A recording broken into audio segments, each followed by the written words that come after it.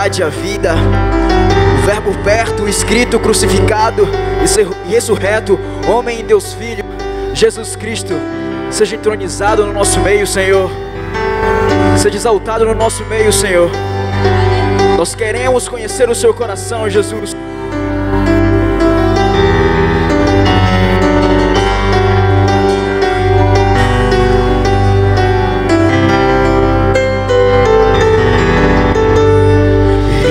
Exaltado, o Rei exaltado nos céus, eu louvarei. Ele exaltado para sempre, exaltado o seu nome, louvarei.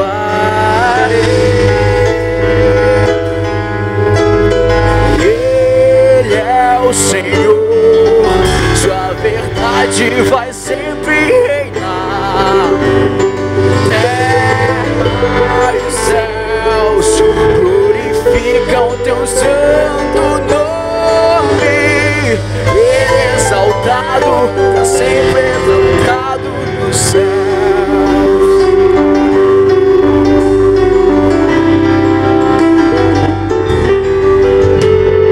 Ele exaltado, exaltado nos céus.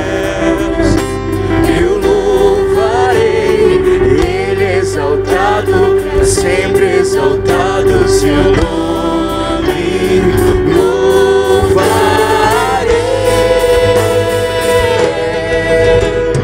Ele é o Senhor, sua verdade vai sempre reinar. Terra e céus glorificam teu santo nome. Ele é exaltado nos céus. Ele é o Senhor, Ele é o Senhor, sua verdade vai sempre reinar. Terra e céus glorificam seu santo nome. Ele é exaltado, exaltado dos céus.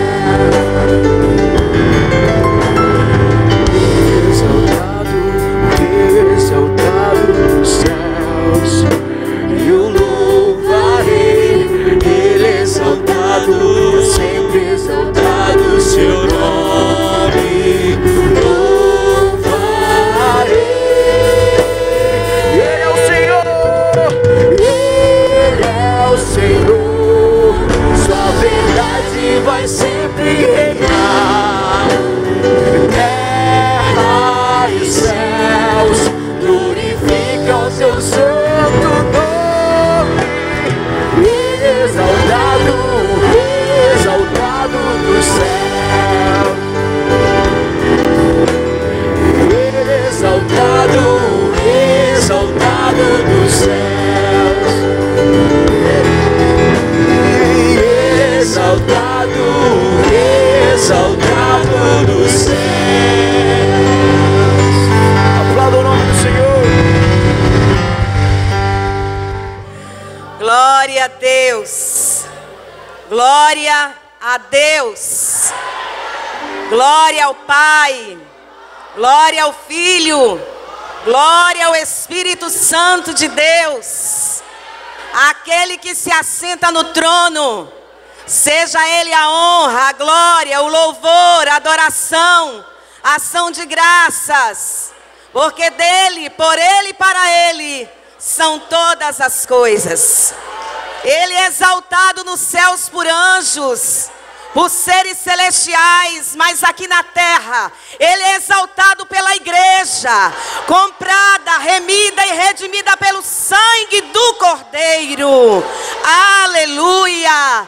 Quando os céus nos contemplam, eles dizem: e eles, pois, o venceram por causa do sangue do Cordeiro, da palavra do testemunho que deram, e mesmo em face à morte, não amaram as suas próprias vidas. Na terra, Deus é exaltado através da igreja.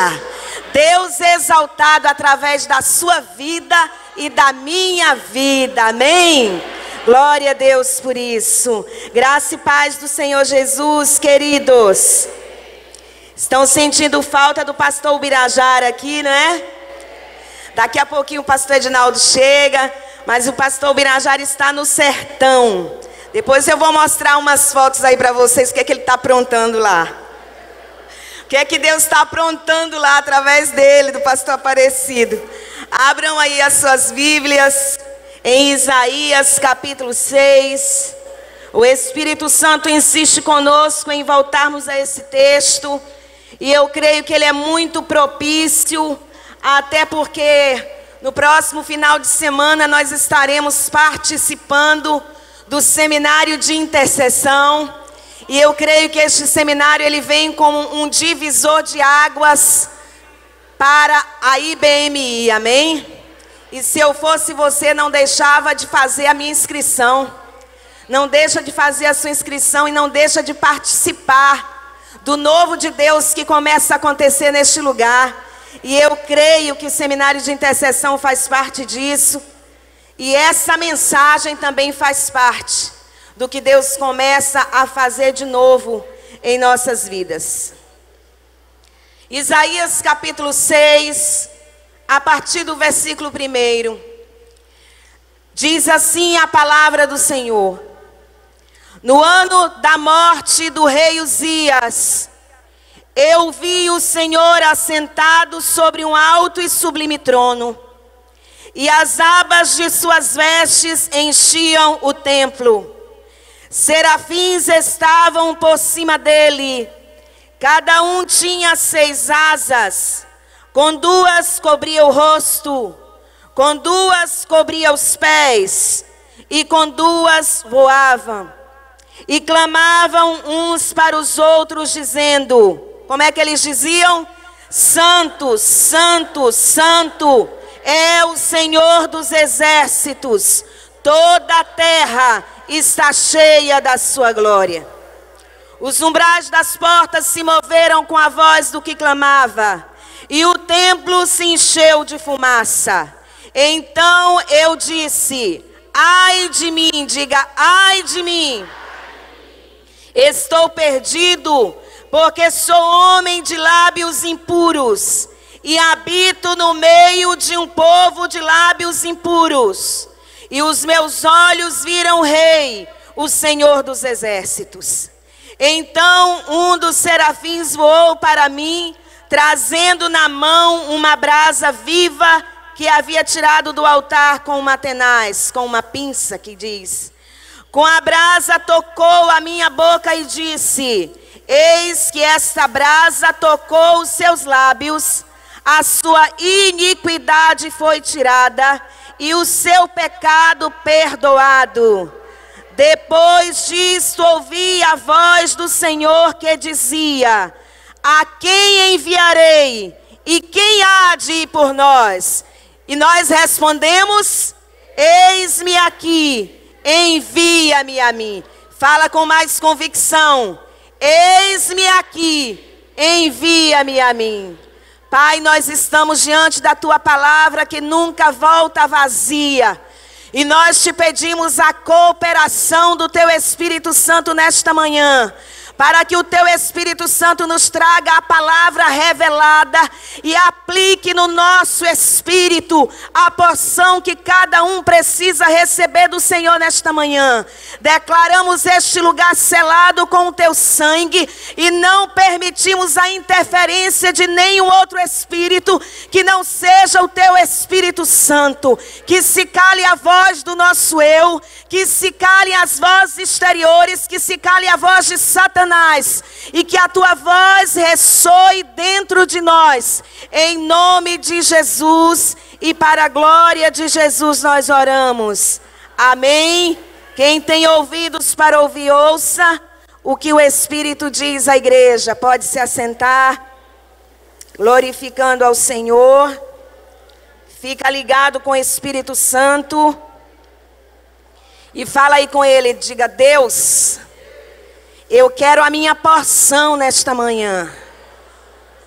Eu quero uma palavra rema para o meu coração nesta manhã. Queridos, Nós já ministramos essa palavra e o texto, ele inicia a narrativa. Isaías inicia a narrativa desse texto,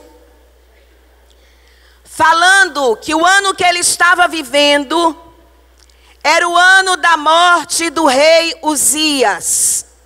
Aparentemente um ano de perda. Aparentemente um ano de caos. Aparentemente um ano de decepção. Aparentemente um ano de frustração. Por quê? O rei Uzias foi considerado um dos grandes reis de Israel. Um dos grandes reis de Judá, na verdade. Porque naquela época o reino já estava dividido. E Uzias, ele reinou em Jerusalém. Em 2 Crônicas, no capítulo 26, diz que Uzias reinou durante 25 anos em Jerusalém. Uzias era um rei carismático, um rei competente, um rei eficiente, um excelente estrategista militar. E a palavra de Deus diz que o Senhor o fizera prosperar. A palavra também diz lá em 2 Crônicas 26 que a mão do Senhor era com ele. E os territórios de Israel, os territórios de Judá se ampliaram. Judá conquistou o respeito e a credibilidade das nações vizinhas, coisa que já não acontecia há muito tempo, por causa da má administração, da irresponsabilidade e do pecado, da corrupção de outros reis. Só que o texto também fala que em meio a esse tempo de prosperidade social, fortalecimento político, econômico, algo aconteceu na trajetória de Uzias. 2 Crônicas, você vai estudar em casa, capítulo 26, diz que o coração de Uzias se exaltou, a soberba tomou conta do coração de Uzias. Por isso que a palavra de Deus nos diz que sobre tudo que se deve guardar, guarda o teu coração. Porque dele procede o destino da vida. O momento de guardar o coração, todos os momentos. Mas principalmente no momento da bonança. Principalmente no momento das conquistas. Principalmente no momento das vitórias. Quando Uzias viu todo o seu prestígio, quando Uzias viu todas as suas conquistas, quando Uzias viu toda a prosperidade no reino, a palavra de Deus diz que o coração de Uzias se exaltou. E aí ele faz uma grande besteira. Ele comete um ato que vai trazer sérias consequências para a sua vida e para o seu reinado. Lá em 2 Crônicas 26 diz que ele entrou no templo, entrou no santuário para queimar incenso, coisa que só era permitido aos sacerdotes, coisa que só era permitido à classe sacerdotal, homens que Deus separou e ungiu para exercer esse ofício diante dele. E isso traz uma lição para nós. Há coisas, diga, há coisas que não competem a mim, mas sim àqueles a quem Deus constituiu. Na época em que Uzias viveu, existiam 3 ofícios importantes: o ofício de rei, o ofício de profeta e o ofício de sacerdote. Mas Uzias começou a se achar. Ele achava que por ser rei, que por ser rico, que por ter prestígio, que por ter toda uma nação nas mãos, ele não precisava mais se submeter à autoridade. Afinal de contas, ele era o cara. Ele era o cara. Ele era aquele que toda Israel admirava. Ele era o cara que tinha carisma. Ele era o cara competente. Ele era um cara inteligente. Ele era um cara com muitos dons. Ele era o cara. Então, para que precisar de um sacerdote para queimar incenso? Ele podia entrar e sair na hora que ele quisesse, se ele quisesse. Só que com Deus as coisas não funcionam assim. Diz para quem está perto de você: com Deus as coisas não funcionam do meu jeito. Aleluia. Você pode dar um aleluia por isso? Com Deus as coisas não funcionam do meu jeito, e sim do jeito que Ele estabeleceu. Aleluia. Ah, pastora, mas nós estamos no Novo Testamento, e no Novo Testamento, na Nova Aliança, no tempo da graça, todos são sacerdotes diante de Deus. Amém. Ah, são sacerdotes diante de Deus. Mas 1 Coríntios 7:20 diz: cada um fique na posição que foi chamado. Eu vou repetir: cada um fique na posição que foi chamado. Aleluia! Pergunta: você já descobriu o que Deus tem com você? Pergunta para ele, pergunta para ela. Então fica na posição que você foi chamado. Fica na posição que você foi chamado, porque quem te apresenta é Ele. Aleluia! Fica na posição que você foi chamado, porque quem te apresenta é Ele. Se você tentar se apresentar, você vai passar vergonha. Deus está falando com alguém aqui.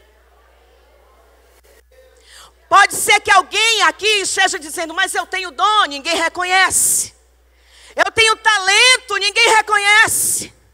Eu tenho unção, ninguém reconhece. Eu sou tão preparada, tão capacitada, mas ele e ela não me reconhecem.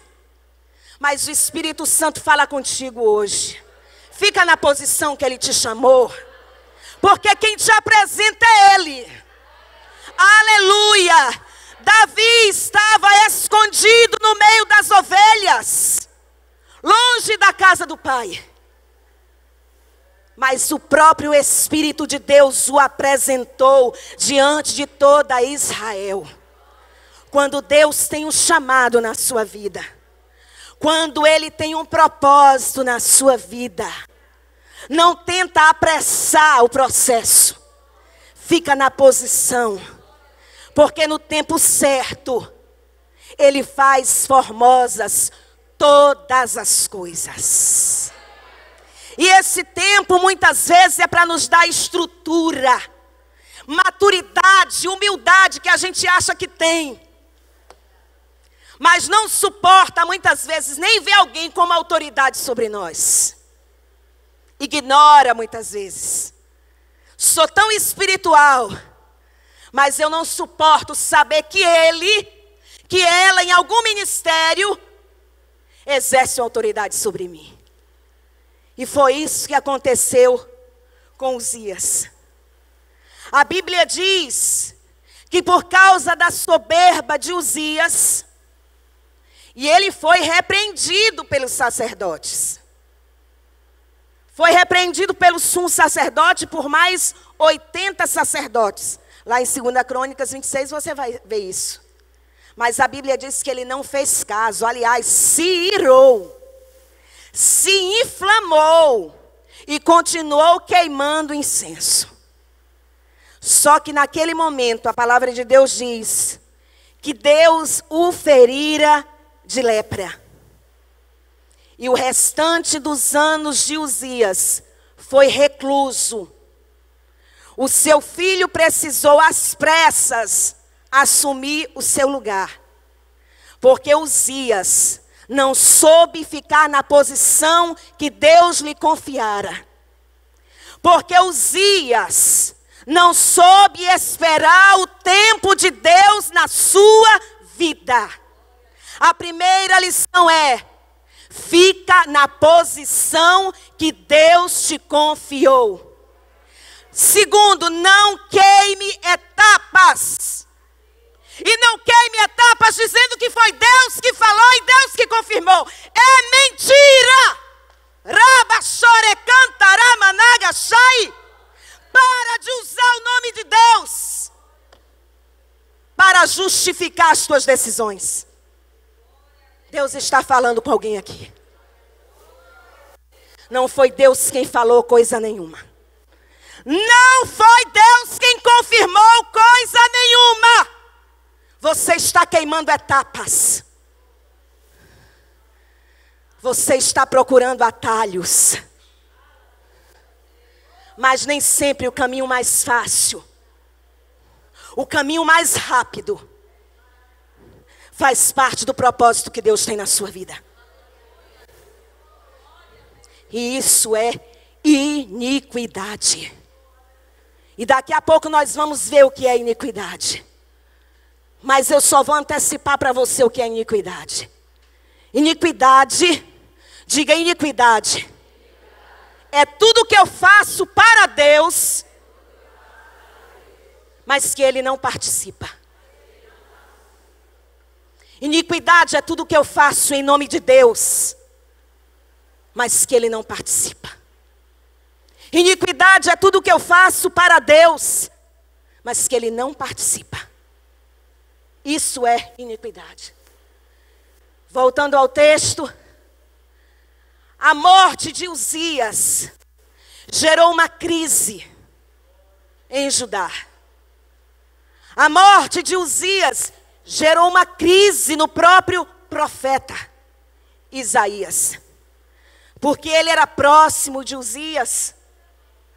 Alguns estudiosos sugerem que eles tinham até um laço de parentesco. Mas Deus não respeita laço de parentesco. Com cada um ele tem uma história, ele tem um propósito. Se você quer dar glória, dá glória. Deixa Deus tratar com aqueles da tua família. Deixa Deus tratar. Deixa Deus fazer o que é necessário. Fica na posição. Deixa Deus trabalhar. Você já entregou esse filho? Já entregou esse marido? Já entregou essa pessoa? Deixa Deus fazer o que é necessário. Receba aí, galeria. Deixa Deus fazer o que é necessário. Você entrega e fica interferindo. Deixa Deus fazer o que é necessário. Isaías estava em crise. A morte de Uzias foi algo inesperado. E agora, como é que ficaria Judá diante das outras nações? E agora, como é que vai ficar a economia? Como é que vai ficar o relacionamento? Porque naquela época as nações viviam de conquistar umas às outras. Isso é que fortalecia o poder de um rei. Quanto mais territórios ele conquistava, mais nações ele conquistava, mais fortalecido ele ficava. E agora como é que vai ficar a situação de Judá, a situação de Jerusalém? Só que, quando aquela crise atinge o profeta, no meio daquela crise, algo extraordinário acontece. Glorifica com antecedência.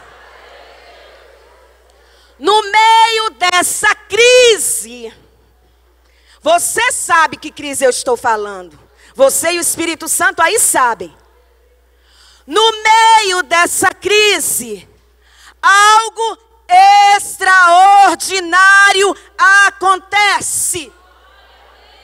E o que é que acontece no meio daquela crise que o profeta estava vivendo? O verdadeiro rei de Israel, o verdadeiro rei se apresenta no alto e sublime trono para dizer ao profeta que aquilo não era o fim, mas era um novo começo.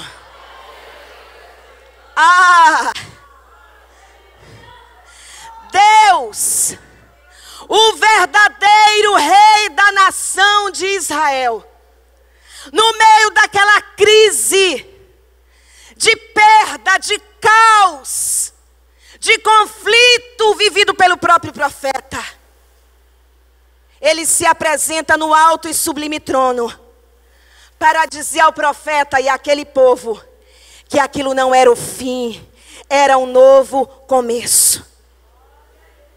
Deus está falando com alguém aqui. Aquilo que você pensa que é o fim, Deus está dizendo para você que é um novo começo. Diga, eu creio que é um novo começo. Porque ele diz, eis que faço novas todas as coisas. Pode ser que alguém aqui esteja vivendo um período de incerteza, um período de perda, um período de frustração. Muitas vezes a perda de um ente querido, a perda de um emprego, a perda de uma amizade, uma perda financeira, uma perda de oportunidade, uma perda de credibilidade. Você está em crise. O verdadeiro rei da tua vida, o dono da tua história, continua no trono. E ele diz nesta manhã que não é o fim, é um novo começo.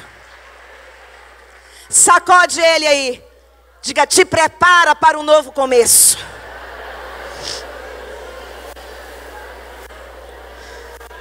Eu sei que você está ouvindo essa palavra, mas o que tem aí muitas vezes é um sentimento de frustração.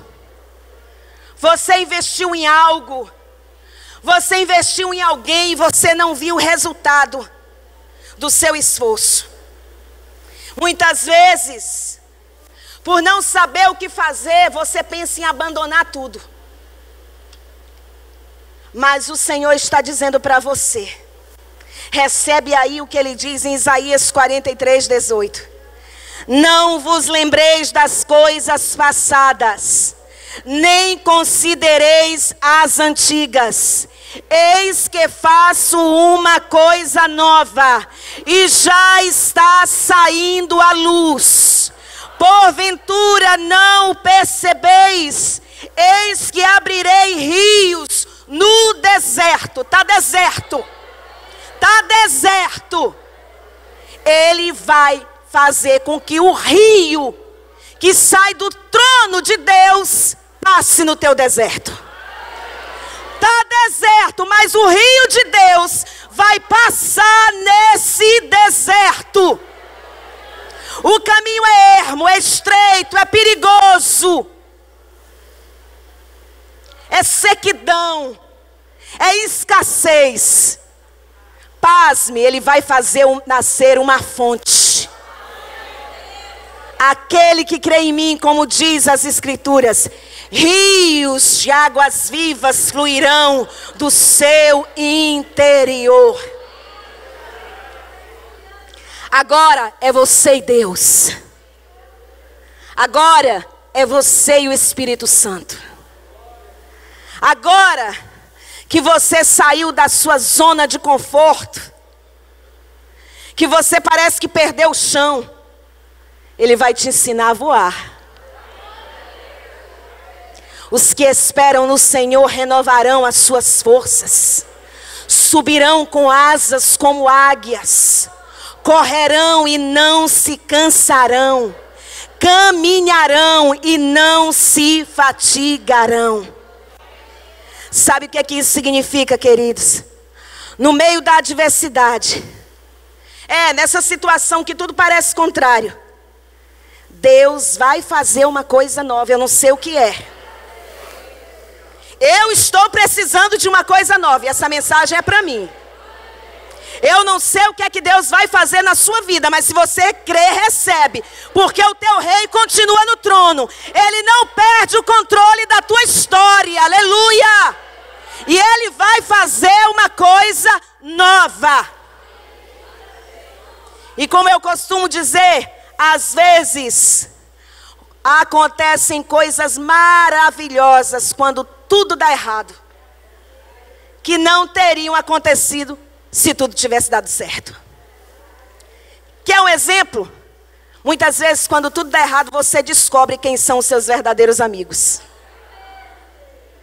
Muitas vezes quando tudo dá errado, você passa a ter uma nova experiência com Deus. Você descobre um aspecto do caráter de Deus que você não conhecia. Por isso que na história dos homens e das mulheres de Deus, em cada experiência que alguns deles viveram, eles davam um nome específico para Deus. Alguns, ele é chamado de Jeová Shammah, o Deus que está presente. Eu não sei qual é a situação, a circunstância que você está vivendo. Mas seja qual for a circunstância que você está vivendo, Deus vai se apresentar na tua vida com um destes aspectos. Um deles, Jeová Shammah, o Deus que está presente. Quando você pensa que está sozinho, quando você pensa que não pode mais contar com ninguém, quando você pensa que não pode mais confiar em ninguém, quando você pensa que não resta mais alguém para te ajudar, ele se apresenta como Jeová Shammah, o Deus que está presente. Ele também se apresenta como Jeová Mikatsky, aquele que te santifica. Ele também se apresenta como Jeová Jireh, o Deus de toda provisão. Você não sabe como é que vai pagar, mas Ele vai prover. Aleluia! Aleluia! Ele se apresenta como Jeová Nissi, o Senhor é a minha bandeira. Sabe o que é isso? Ele testemunha em seu favor. Aleluia! Ele se apresenta como Jeová Tsidkenu, o Senhor é a minha justiça. Você está sofrendo tantas acusações, não é? Alguns aqui estão até com o nome na justiça, perseguidos. Mas nessa situação, Deus vai se apresentar na tua vida como Jeová Tsidkenu, aquele que é a tua justiça. Você não sabe como vai resolver, Ele vai dar estratégia e vai acontecer. Aleluia. Ele também se apresenta como Jeová Sabaoth, o Senhor dos exércitos. Olha que maravilha. Jeová Elion, o Senhor Altíssimo, aquele que está acima de tudo e de todos, acima dos falsos deuses. Aleluia. Jeová El Shaddai, o Todo-Poderoso. Jeová Rafá, o Deus que te sara. Muitas vezes em situações adversas, essa ferida ela não acontece só no físico, ela acontece na alma. E quando somos feridos na alma, a vontade é de desistir. Os sonhos parece que morreram. O ânimo parece que desapareceu. Parece que se perde o gosto, a alegria de viver. Mas Jeová Rafá também sara a alma. Jeová Rafá também sara as emoções. Jeová Rafá também renova, fortalece, anima, encoraja. Eu quero te lembrar que o teu Deus, o meu Deus, o nosso Deus, Ele reina acima dos homens, acima dos anjos, acima do sistema desse mundo, acima das circunstâncias, acima dos problemas, acima das potestades.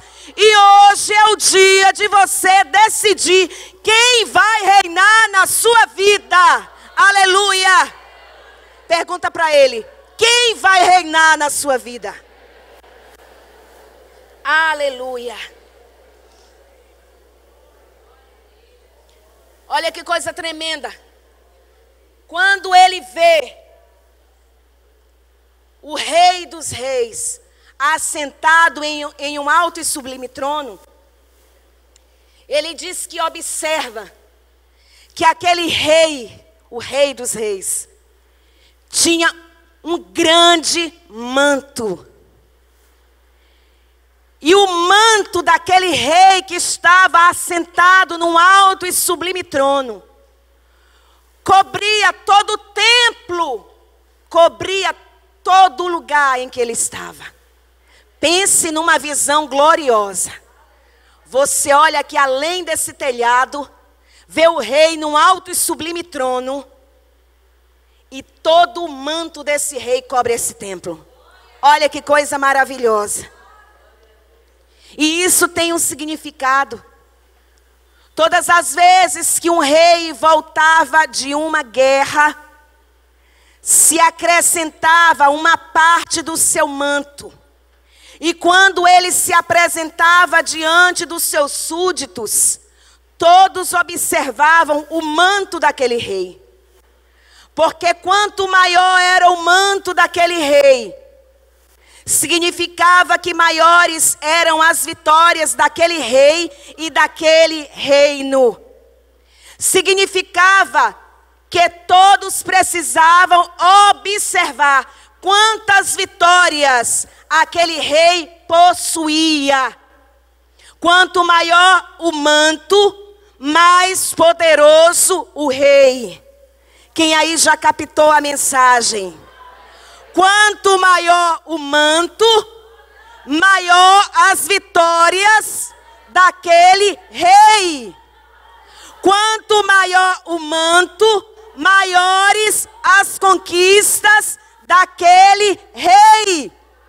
Essa luta que você está passando, essa dificuldade que você está passando, esses desafios que você está enfrentando, é para você experimentar um peso de glória. Um peso de glória que você ainda não experimentou no teu chamado, no teu ministério, naquilo que Deus te confiou. Aleluia! Essa luta que você está passando, crente, é para Deus multiplicar as tuas vitórias. E isso aumentará o peso da glória de Deus na tua vida. Aleluia! Quando você passar, o manto da glória de Deus está com você. O manto da glória de Deus é o testemunho do agir de Deus na sua vida. Para que todos digam: foi o Senhor quem fez isso. E é coisa maravilhosa aos nossos olhos. Aleluia. Aleluia. Ele também observa. O Rei dos Reis está no alto sublime trono. O seu manto cobre o templo. E ele observa seres extraordinários, adorando o Rei dos Reis e Senhor dos Senhores. Ele diz que serafins estavam por cima dele. Cada um tinha 6 asas. Com 2 cobriam o rosto, com 2 cobriam os pés e com 2 voavam. E eles clamavam uns para os outros: Santo, Santo, Santo é o Senhor dos exércitos. Toda a terra está cheia da sua glória. Aleluia! Aleluia! Aleluia! A palavra serafins significa aquele que arde em fogo.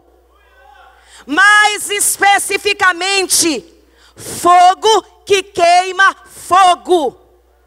Olha que mistério. Não é um fogo comum. Não é um fogo natural. É fogo que queima fogo. Um fogo sobrenatural. Os serafins são uma classe de anjos que assistem diretamente diante de Deus. E por isso são feitos de fogo, para não serem consumidos pelo fogo consumidor da glória de Deus. Aleluia! Mas agora vem um mistério maior ainda. Em Atos capítulo 2, Jesus já foi assunto aos céus. Os discípulos sabem da promessa da vinda do Consolador. E a Bíblia diz que eles estavam juntos no mesmo lugar. E de repente veio do céu o som como de um vento impetuoso e encheu toda a casa. E viram pousar sobre eles línguas repartidas como de fogo. Cada um recebeu uma chama de fogo que representa a presença e o poder do Espírito Santo. Aleluia! Ah, mas te prepara aí. Sabe por quê que ao receber o Espírito Santo, ele veio representado como fogo? Porque a presença do Espírito Santo de Deus em minha vida e na sua vida traz em mim a mesma natureza de Deus. Eu posso estar diante da sua glória e não ser consumida por esta glória, porque agora nós temos a mesma essência. Glorifica o Senhor, porque isso é lindo, é sobrenatural. Aleluia! Aleluia!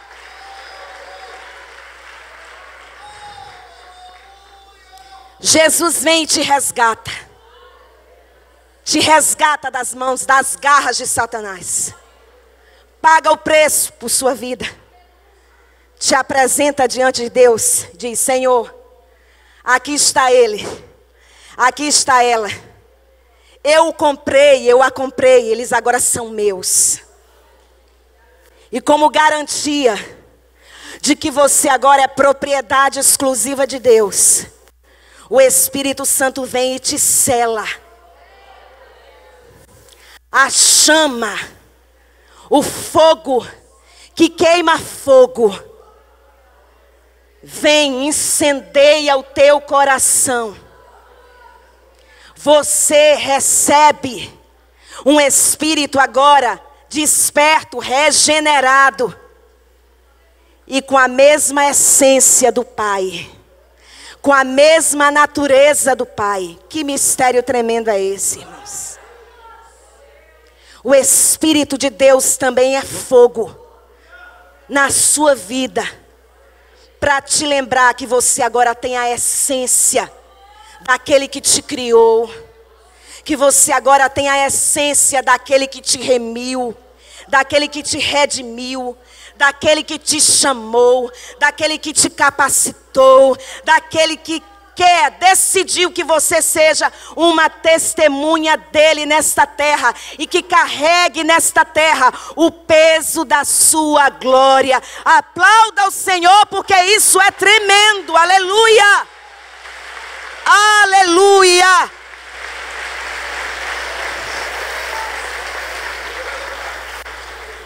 Fogo que queima fogo. Fogo que queima fogo. Você que tem o Espírito Santo, tem o fogo da santidade de Deus, que queima todo fogo estranho. Aqueles fogos estranhos, aqueles fogos estranhos. Alguém aqui já sentiu um fogo estranho? Ficou meio fogoso, meio afogosa? Esse fogo que queima fogo, queima na sua vida todo fogo estranho. Aleluia. Diga: eu tenho o fogo que queima fogo. E quando você tem o fogo que queima fogo, você tem o discernimento do que é fogo estranho. Arachore cantará managashai. Quando você tem o fogo da santidade de Deus, você sabe discernir o que é fogo estranho. Você sabe discernir o que é fogo de palha. Você sabe discernir o que é faz de conta. E tem um louvor antigo que diz: fogo que queima pecado. Fogo que queima pecado. Não vou dar uma do pastor Birajara não, porque ele é que prega cantando. Mas diz: fogo que queima pecado. Fogo que queima luxúria. Fogo que queima glutonaria. Fogo que queima maledicência. Fogo que queima sensualidade. Fogo que queima fofoca. Fogo que queima prostituição. Fogo que queima adultério. Fogo que queima corrupção. Fogo que queima fogo. Aleluia. O fogo que você tem na sua vida é o fogo da santidade de Deus. Quando você diz: deixa queimar, deixa queimar, deixa queimar, você está dizendo, não tem um louvor que diz: deixa queimar, deixa queimar. Quando você está cantando deixa queimar, você está pedindo para que o fogo que queima fogo, queime esse fogo estranho que às vezes se acende na sua carne. Você sabe do que eu estou falando, você sabe do que eu estou falando.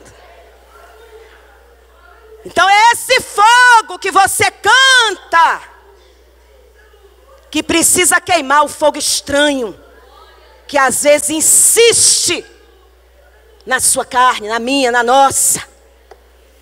Deixa o fogo que queima fogo queimar na sua vida, amém? Sacode ele e diz assim: deixa o fogo que queima fogo queimar na sua vida. A grande diferença do nosso Deus para os falsos deuses é a santidade. Nenhum Deus, com D minúsculo, é santo como Ele é.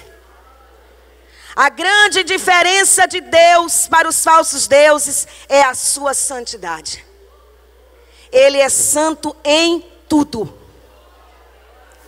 Ah, mas Deus é amor. Deus é santo em seu amor. Deus é santo em sua justiça.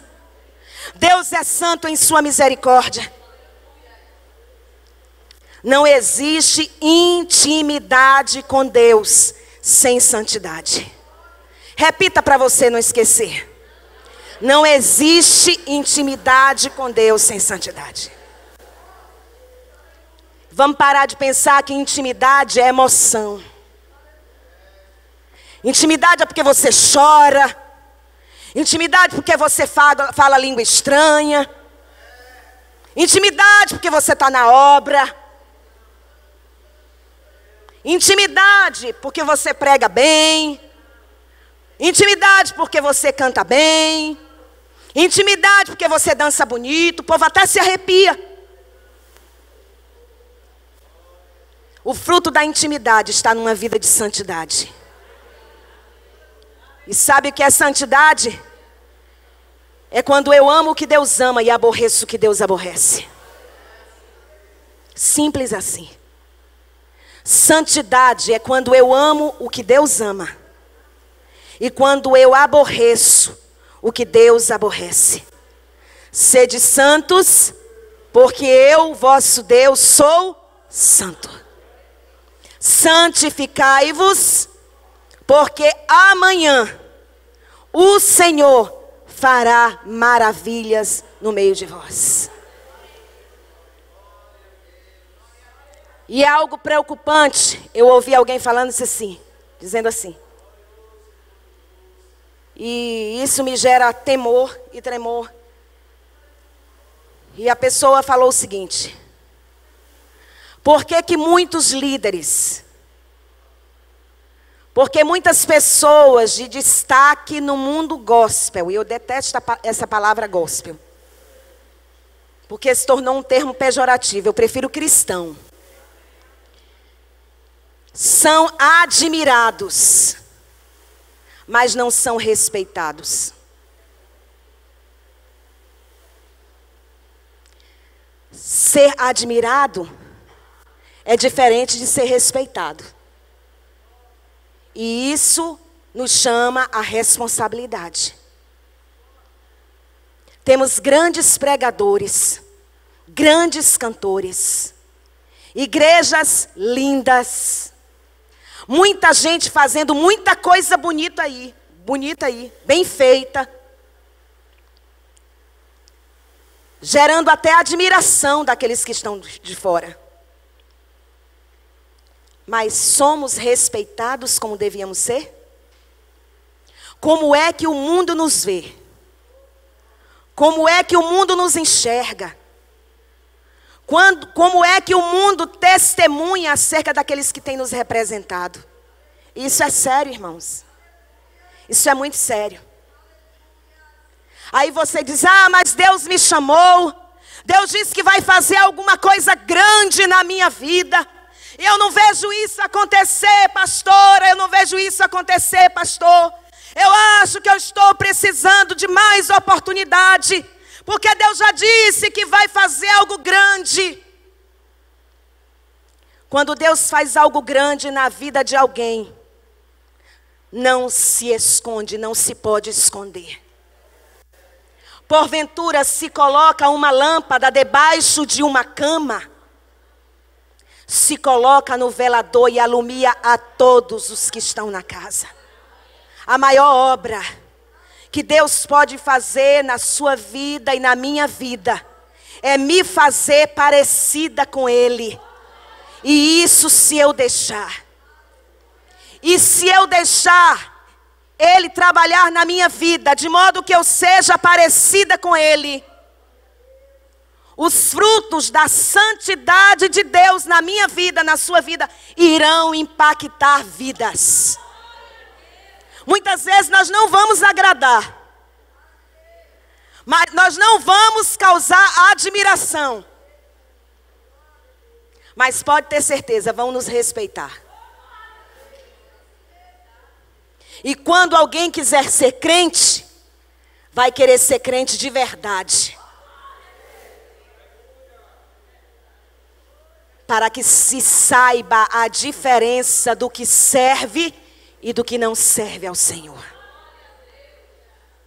A grande diferença de um cristão para os outros religiosos, a grande diferença do cristão para pessoas religiosas está no fruto da santidade. Está no amor, pastora. Mas um amor em santidade. Porque o mundo não sabe o que é amor.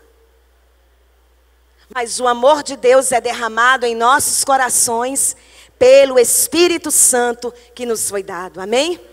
Preciso antecipar, porque é uma bênção, né? Mulher pregando é uma bênção. Aleluia. A palavra de Deus diz, ele continua: as bases do limiar se moveram à voz do que clamava. Queridos, nada na Bíblia está por acaso. Ainda mais quando se trata de uma visão como essa, uma visão tão tremenda, preparando aquele homem para um ministério profético de tanta relevância. Diz que as bases do limiar se moveram à voz do que clamavam. Ou seja, o batente, a soleira da porta, a passagem do exterior para o interior do templo, elas começaram a balançar, sinalizando para o profeta de que um novo tempo estava começando na história do povo de Israel e na história da humanidade. O tempo da nova aliança. Aleluia. E agora, contextualizando aqui, para o nosso tempo, para o nosso momento. Quando Deus nos sacode e nos tira da nossa zona de conforto, é para nos fazer viver um novo tempo. Um novo tempo de intimidade com Ele. Um novo tempo de crescimento espiritual. E juntamente com isso, uma nova unção. Uma unção nova, liberada para coisas novas que Deus tem na sua vida e na minha vida. Aleluia! Porque eles valorizavam muito o templo. O templo era o símbolo maior do povo de Israel naquela época. E é por isso que Jesus diz em Mateus 12:6, ele diz: eis aqui quem é maior do que o templo. Você agora é um templo ambulante. Ah, você entendeu? Você agora é um templo ambulante. Onde você chega, a glória de Deus chega com você.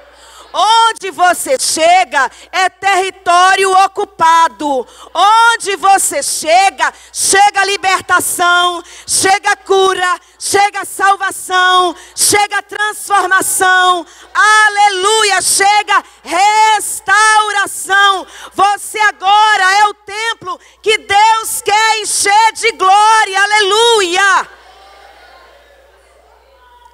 Ou não sabeis que os vossos corpos são templo do Espírito Santo e que Ele habita em vós, diz o Senhor.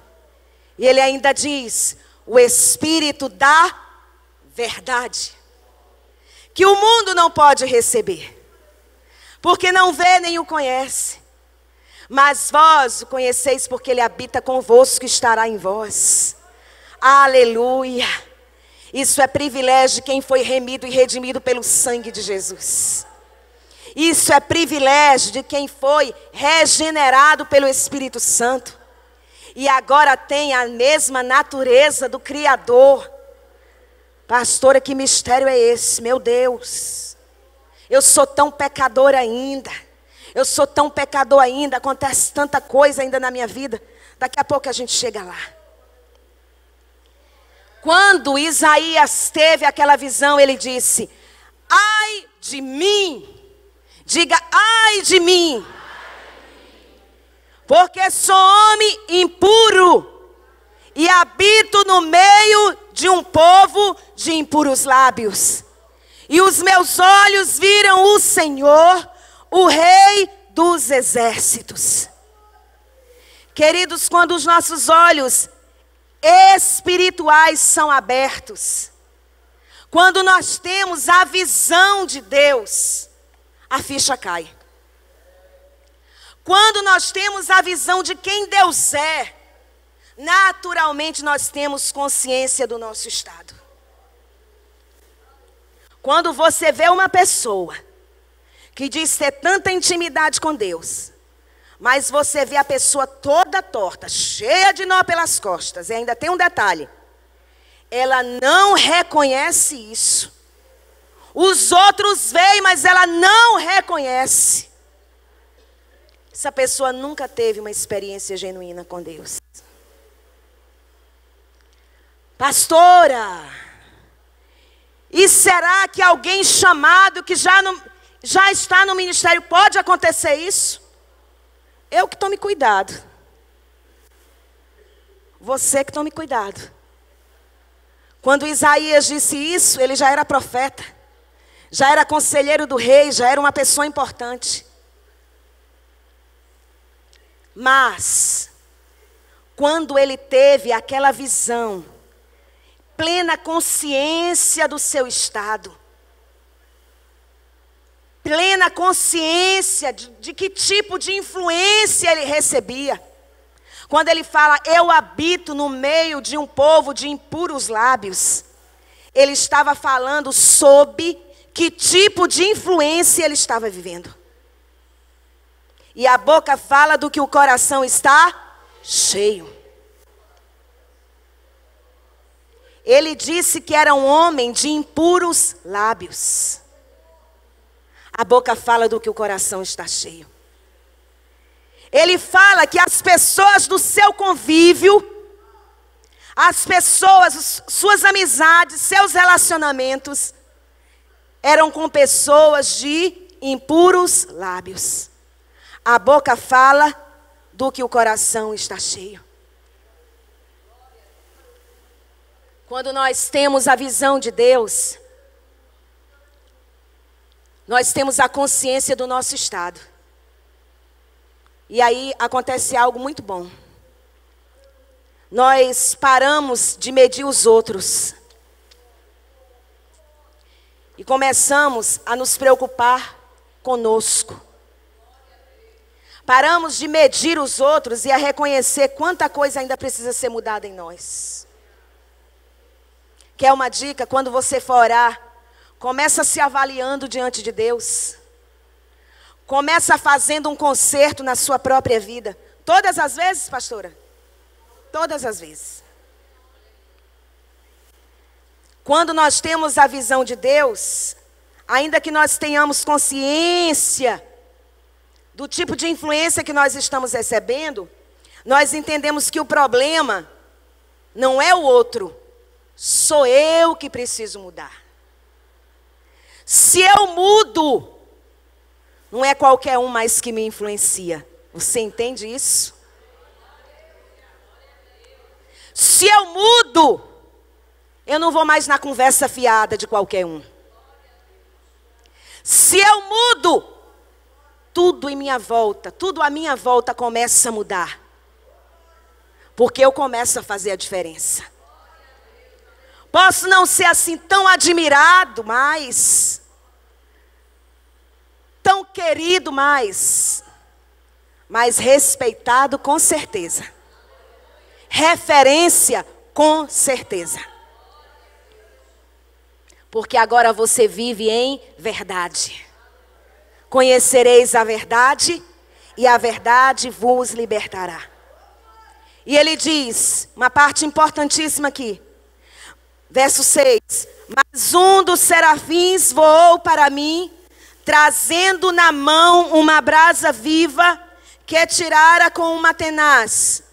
E com ela tocou a minha boca e disse, eis que isto tocou os teus lábios, a tua iniquidade foi tirada e purificado o teu pecado. Aleluia. A tua iniquidade foi tirada, o teu pecado perdoado. Pastor, iniquidade não é a mesma coisa que pecado? Sim e não. E eu costumo dar um exemplo que eu ouvi da pastora Tânia Teresa, que faz muito sentido. E ela diz o seguinte, que pecado é como se eu tivesse uma flecha e um alvo.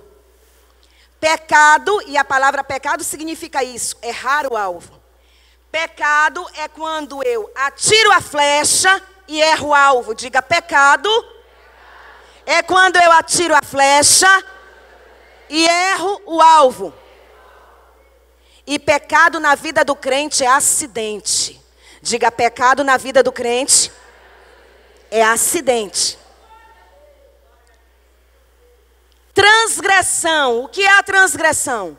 A transgressão é quando eu novamente, mais uma vez e outra vez, eu lanço a flecha e continuo errando o alvo.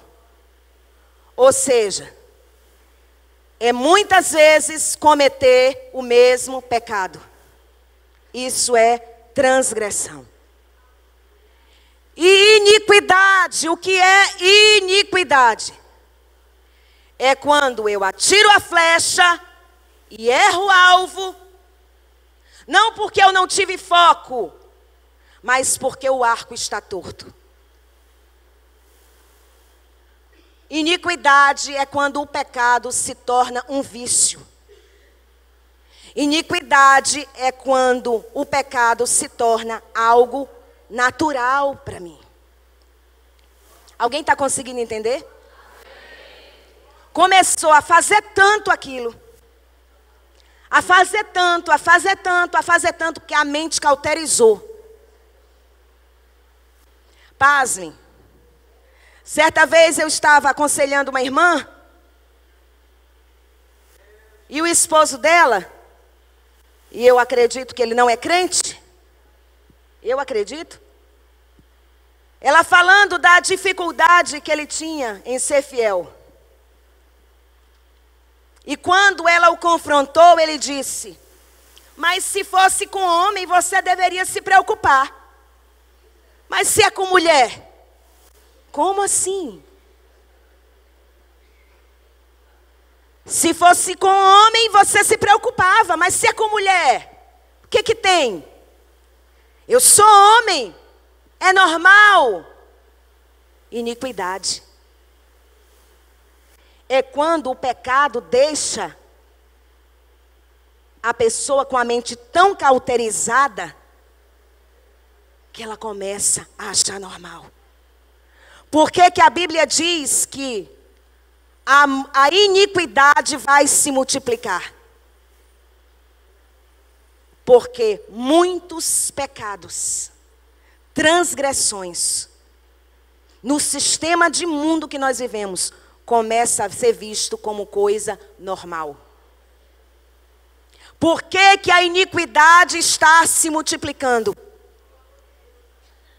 Porque o pecado, em muitas áreas da vida do ser humano, começa a ser visto como coisa normal. A prostituição começa a ser vista como coisa normal. O adultério começa a ser visto como coisa normal.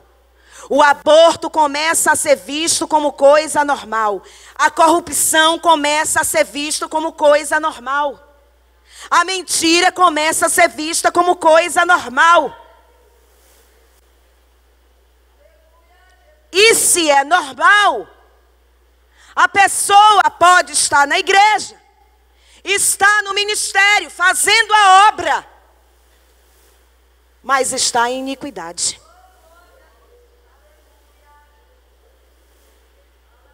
Quem está entendendo o que eu estou dizendo?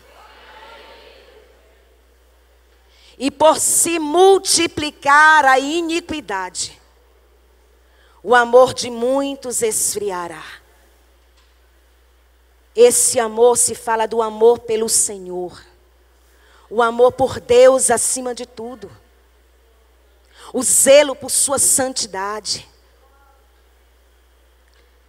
Isaías era um profeta, conselheiro do rei, homem de posição e autoridade, mas estava em iniquidade.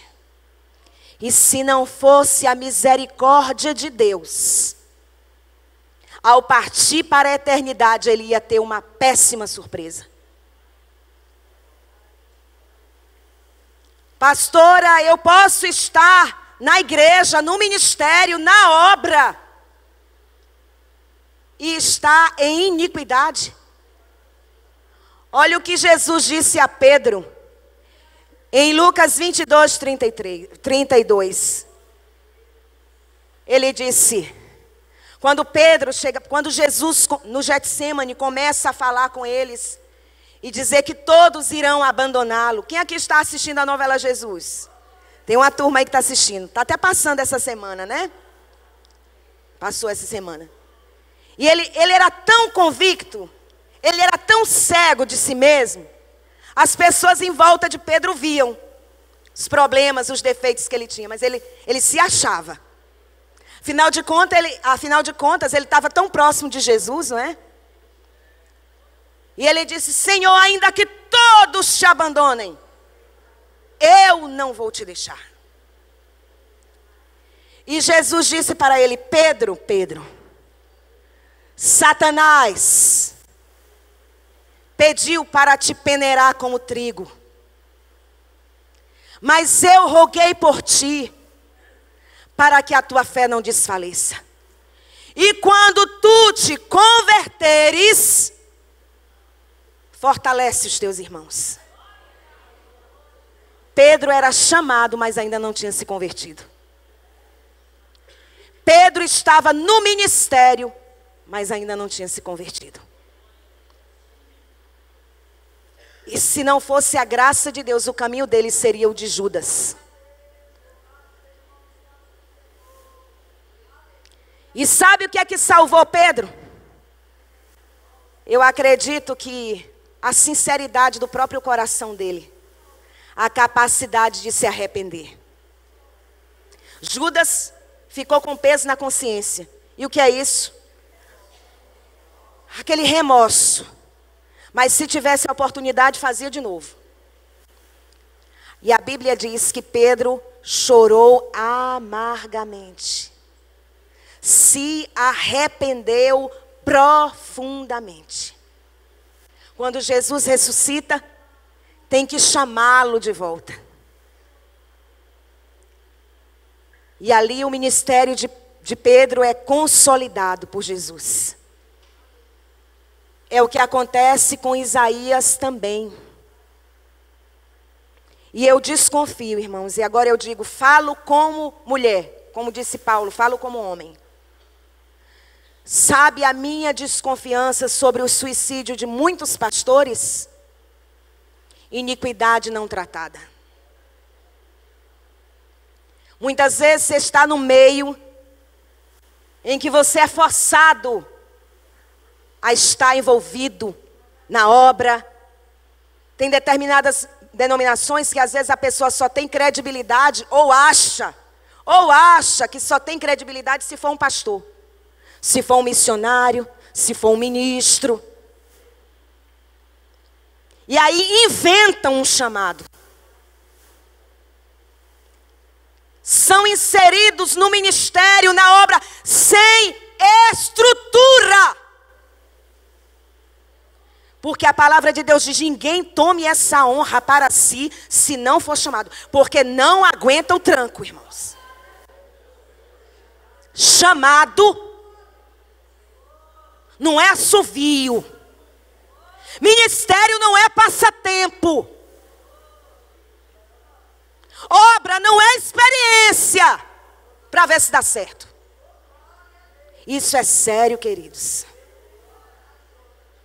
Então fica em paz se você tem um chamado e ainda está escondido. Aproveita o tempo que você ainda está escondido para ter estrutura.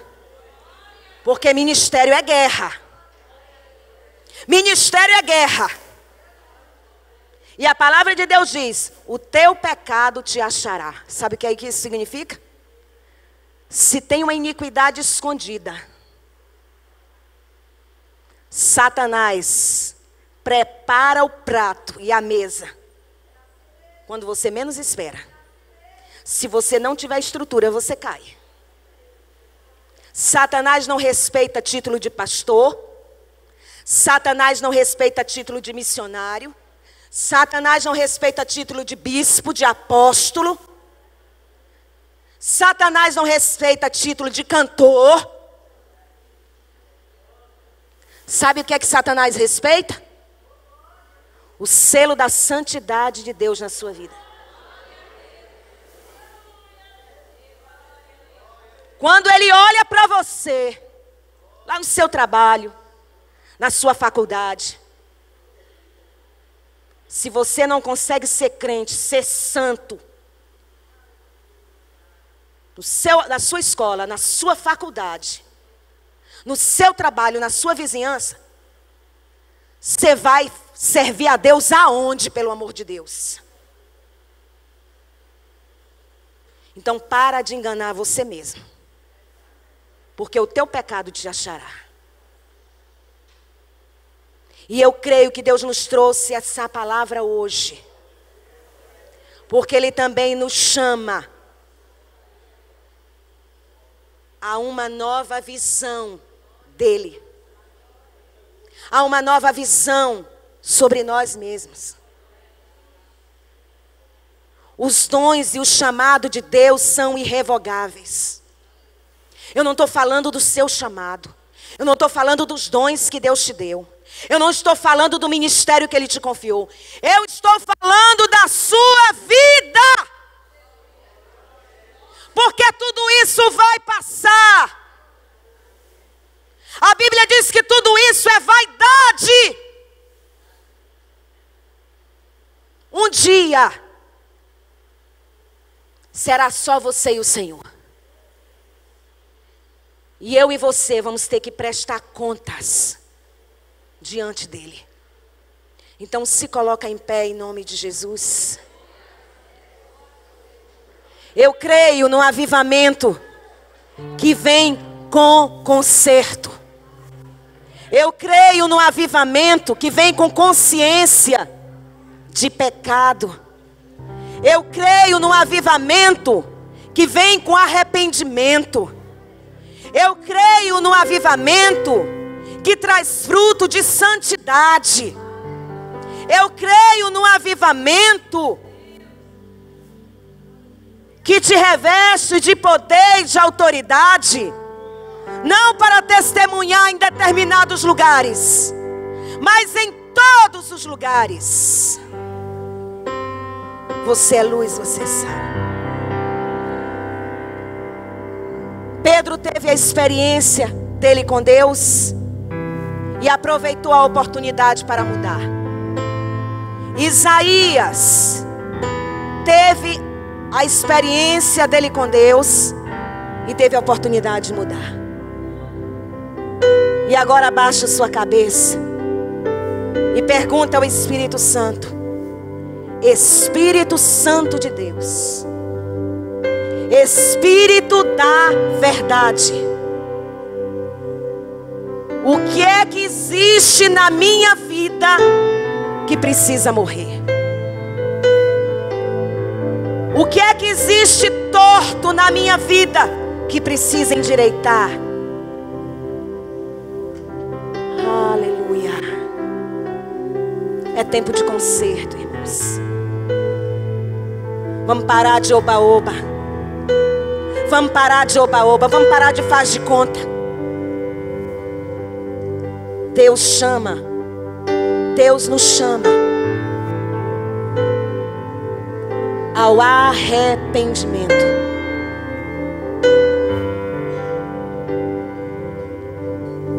Convertei-vos a mim de todo o vosso coração, diz o Senhor. E isto com jejuns, choro e pranto. Rasgai os vossos corações e não as vossas vestes. Antes de você fazer para Deus, Ele quer que você seja nele.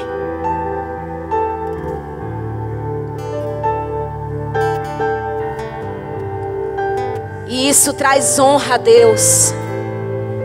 Isso faz com que as pessoas respeitem o teu chamado, respeitem o ministério que Deus te confiou. Reconheçam a unção de Deus que flui na tua vida. Deus não desistiu de você. Deus não desistiu de mim. Os dons e o chamado de Deus são irrevogáveis. Você continua sendo chamado, sim, você é chamado. Os dons que Ele te deu, ninguém vai tirar.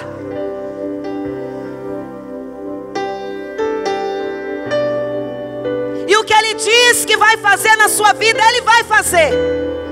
Mas faça valer a pena. Pergunte, Espírito Santo, o que é que existe na minha vida que precisa morrer? E nós precisamos entender uma coisa. Quando o Espírito de Deus toca o meu espírito, eu sou regenerada. Acontece o novo nascimento. Mas aí entra o trabalho do Espírito Santo na alma do homem. Por isso que eu preciso ser discipulada. Porque a lei do Senhor é perfeita e restaura a alma. O meu caráter começa a ser alinhado, corrigido, ajustado com a palavra de Deus. Já tem uma pessoa aqui na frente. Glória a Deus, porque eu nem fiz o apelo, mas o Espírito Santo mesmo já está fazendo. E se você entende que Deus tem algo particular com você nesta manhã e te quer no altar, se você entende assim, venha. Se você entende assim, venha. Se você entende que até hoje você foi um religioso, mas você nunca entregou a sua vida verdadeiramente a Jesus Cristo e o recebeu como Senhor e Salvador, hoje é o dia. Vem entregar a sua vida a Jesus. Convertei-vos a mim de todo o vosso coração, diz o Senhor.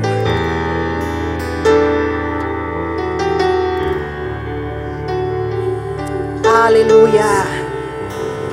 Baixa sua cabeça, esse é o seu momento com o Senhor. Deixa o Espírito Santo trabalhar da maneira que Ele quiser. Alguns estão vindo espontaneamente ao altar, mas você pode se ajoelhar aí onde você estiver. Porém, se você entende que Ele te quer aqui no altar, venha. E se você entende que hoje é o dia de você entregar a sua vida a Jesus Cristo e o receber como Senhor e Salvador, venha também. Aquele que me confessar diante dos homens, eu confessarei diante do meu Pai que está nos céus.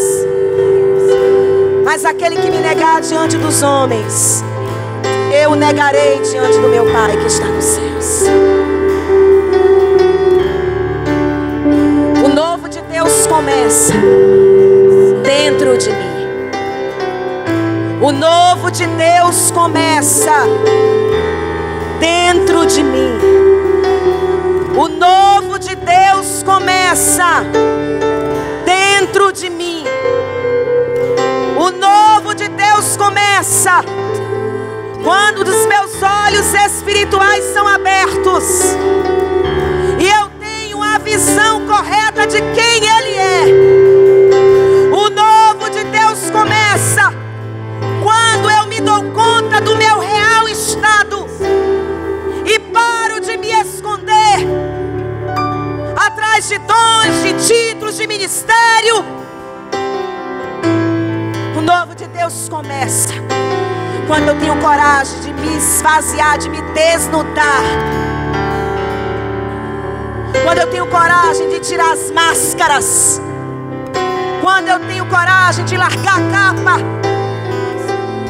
e dizer: agora sou eu e Deus, eu e o Senhor. O novo de Deus começa quando eu tenho coragem de abrir mão daquilo que eu sei que tem atrapalhado o meu relacionamento com o Senhor. Porque nada do que você abrir mão para Deus vai se comparar com o que Ele tem para fazer na sua vida, com o que Ele tem para te dar. Deus, aqui estamos nós, o Teu povo. Obrigada por não desistir de nós. Obrigada porque aqui estão homens e mulheres que o Senhor ama, como o Senhor amou Isaías. Homens e mulheres que o Senhor chamou, como o Senhor chamou Isaías. Homens e mulheres que o Senhor deu dons, capacitou, como o Senhor chamou, deu dons e capacitou a Isaías. Mas aqui estão homens e mulheres que precisam que o Senhor realize uma grande obra no seu interior. Deus, não queremos mais nos esconder, não queremos mais fazer de conta, Não queremos mais mentir para nós mesmos, fingir. Não, Senhor. Nos apresentamos exatamente como somos, para que o Senhor nos transforme em que o Senhor quer que sejamos. Que o Teu sangue, Jesus, venha nos lavar. Que o Teu sangue, Jesus, venha nos purificar. Que o Teu sangue, Jesus, venha remover de nós toda raiz de iniquidade. Conserta aquilo que está torto, Senhor. Tira toda visão distorcida, todo sentimento distorcido, toda motivação errada, toda visão errada. Senhor, em nome de Jesus, que o Teu sangue nos lave, nos purifique, nos limpe. E que o Teu Espírito Santo nos converta a Ti verdadeiramente. Nos converta a Tua palavra. Ah, Espírito Santo, Te damos liberdade para o Teu agir em nossas vidas. Vem, Espírito Santo. Vem, Espírito Santo, e queima. Queima todo fogo estranho nas nossas vidas. Vem, Espírito Santo, e queima todo fogo estranho nas nossas vidas. Vem, Espírito Santo, e que apenas o Teu fogo arda dentro de nós. Vem, Espírito Santo, e libera em nós uma nova unção. Libera em nós uma nova unção. Libera em nós uma nova unção. E que estejamos prontos, como Isaías esteve, ao dizer: agora sim, Senhor, eis-me aqui, envia-me a mim. Eis-me aqui, usa-me, Senhor. Nos dá estrutura, Espírito Santo. Nos dá estrutura, Espírito Santo. Nos dá estrutura, Espírito Santo. Estrutura. Que o mundo espiritual olhar para nós, reconheça a Tua presença e a Tua autoridade nas nossas vidas. Que o mundo, ao olhar para nós, veja em nós fruto de santidade. Que o ministério que o Senhor nos confiou glorifique o Teu nome, não a nós mesmos. E que o Senhor nos use para atrair pessoas para Ti, para inspirar pessoas a quererem ser como Jesus. Ah, Senhor, decidimos nesta manhã sermos verdadeiros discípulos do Senhor Jesus. Decidimos nesta manhã ser o Teu templo, Espírito Santo de Deus. Decidimos nesta manhã, Deus, que o Senhor é que vai reinar em nossas vidas. Abrimos os nossos corações para o novo do Senhor em nossas vidas. Que venha o novo do Senhor em nossas vidas. Mexe com tudo que precisa ser mexido. Arranca e tira de nós tudo que precisa ser arrancado, tudo que precisa ser tirado. E que venha o novo do Senhor em nossas vidas. O novo do Senhor em nossas vidas. Em nome de Jesus, para a glória de Jesus nós oramos.